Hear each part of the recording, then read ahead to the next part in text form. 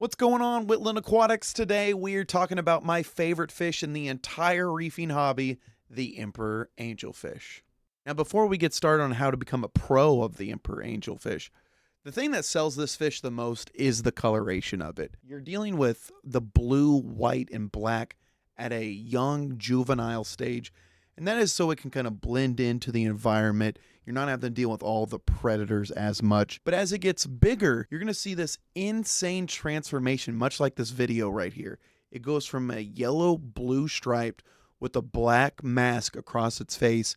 What a beautiful coloration. Really, you're almost like getting two fish for the price of one. And as it gets bigger and makes that coloration too, in the wild, they're going to get well, we're going to tell you the size here momentarily, but as big as they get, and that bright coloration, they're not really worried about predators anymore. In the care level, now I am going to say medium, but overall this should be a pretty easy fish to take care of. Why I suggest medium though is because with an emperor angelfish, you want to make sure that you're having consistent water parameters.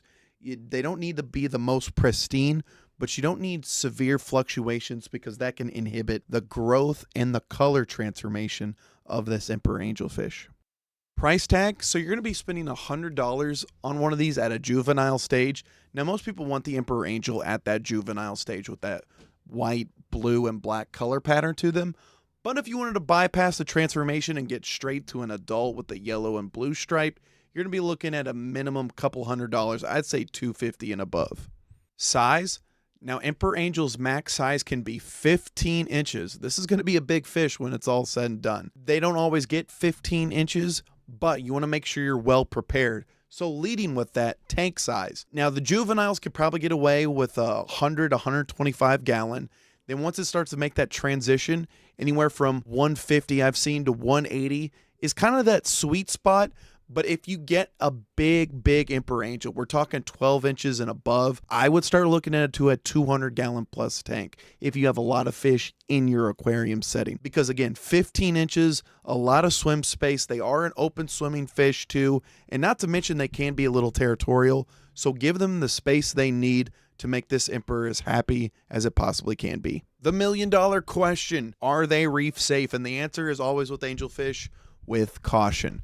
Now, personally, I've not had an angelfish that has picked at my corals or have seen an angelfish, for that matter, pick their corals. I'm not saying that they don't, but with angelfish, if they're not well fed, they're not being served plenty of seaweed strips, you're going to run to eventually that the angelfish is going to be looking for food. And, you know, I've seen them sometimes eat snails before. So it certainly is a possibility they can pick at your coral, but as long as they're well fed and nurtured, you're not going to run into that scenario. Diet, so they are omnivorous. So they can eat herbivore-like food, such as seaweed strips to munch on. But also, they prefer the carnivore style of things too. So they like mysis shrimp. They love brine shrimp. You can also get specialized foods such as angel and butterfly food. That is a great option to kind of mix up to vary their diet as well. I've personally done frozen shrimp on a tongs, feed it to them. You can do that as well for them to chew on. If you don't have any clams, I'd certainly put like a clam on a half shell or a mussel. Anything to keep the diet varied. You can certainly do so with an emperor angel. Temperament, semi-aggressive is what I'm going to go with. Juvenile, you're not going to have that situation. It's going to be easy. But like all moody teenagers, as they get older, you're going to see more of that aggressive type behavior. They're eventually going to become the king and queen of the castle, especially if your emperor angelfish gets to 15 inches. They're going to take over the fish tank. So if it's not in an open space of 200 gallons or more, and you've got a lot of fish in there, they can become territorial not only with space, but food. So quickly, we'll run through the water parameters. Salinity, you want 1.020 to 1.025. Temperature, 72 to 78. DKH, 8 to 12. And pH, 8.1 to 8.4. So the two most common questions that come with the emperor angelfish are, question number one, when does that color change happen? And unfortunately, after doing all of my research, it really does come upon the fish.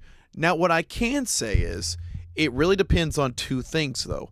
Your water quality and its diet of the fish. You want to make sure you're having stable, consistent water parameters. You don't want crazy spikes up and down because that's going to inhibit the growth of the emperor angel. Also, you want to make sure you're giving a varied diet. So you make sure, like I mentioned earlier, the nori strips, a variety of different mysis, angelfish food, keep them happy and healthy. And you can see growth as early as 6 months with that color change. But we've also seen people that's taken 2 years just to begin that color change. So it depends on the fish, but make sure you have the water quality and the diet on point. And question number 2, can angelfish get along with other angelfish? Now, if the emperor angel was in the dwarf angel family, absolutely not. You cannot put a flame angelfish with a coral beauty. They will literally fight to the death. Now, for an adult angelfish, you're going to be seeing, for example, my tank. I have an emperor angelfish, but I also have a coral beauty angelfish, and they get along just fine. And I've seen other stories where they've had a queen angel and an emperor angel in the same aquarium before. The key, please, please, please make sure you have the tank space for that big of an angelfish to thrive with other angelfish, and they'll get along just fine. And to touch on a little more of question 2, you really want to make sure if you're going to get more than one angelfish, you put them in at the same time so they can grow together. You don't want to start off with, let's say, a small queen angelfish, but you've already had your emperor angel that has been in the tank for 2 years. He's getting a bigger size. There's absolutely going to be a hierarchy issue too, and there can be an issue with aggression on that front. So if you want more than one angelfish together, please get them around the same time, the same size, and you should be okay. Now, I can talk to you about the emperor angelfish all day long, but what I want to know is, what is your favorite fish in the reefing hobby? Leave a comment down below. What is your favorite fish and what fish you would like us to talk about next? But most importantly, make sure you smash that like button, super kick the subscribe button, and as always, we will see you in the next one.